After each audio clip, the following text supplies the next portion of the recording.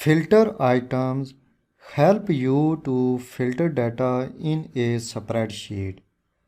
By creating filter criteria, you can specify different conditions in a criteria dialog box. Excel returns only that items meet the criteria. Click Price Items Filter button.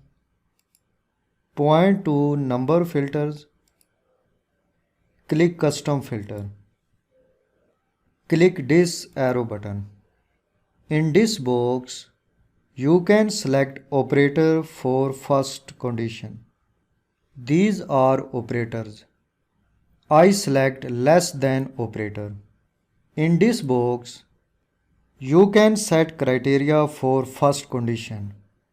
Select from the list or type 5. In these two boxes, you can specify second condition. These two logical operators are used when you use two conditions. Click OK. Excel returns only items that meet the criteria.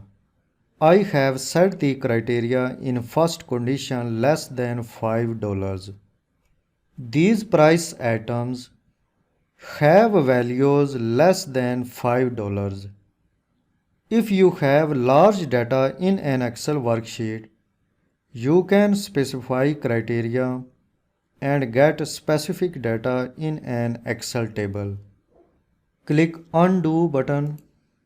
Click Date Filter arrow button.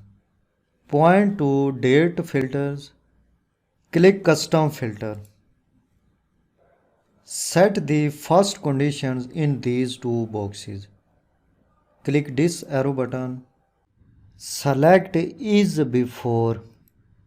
In this box, set the condition. Click this arrow button. Scroll down. Select 26 July 2018. Click OK. Excel returns only date values or before to July 26, 2018 and returns its corresponding values. In this way, you can return specific values by setting criteria in custom autofilter dialog box.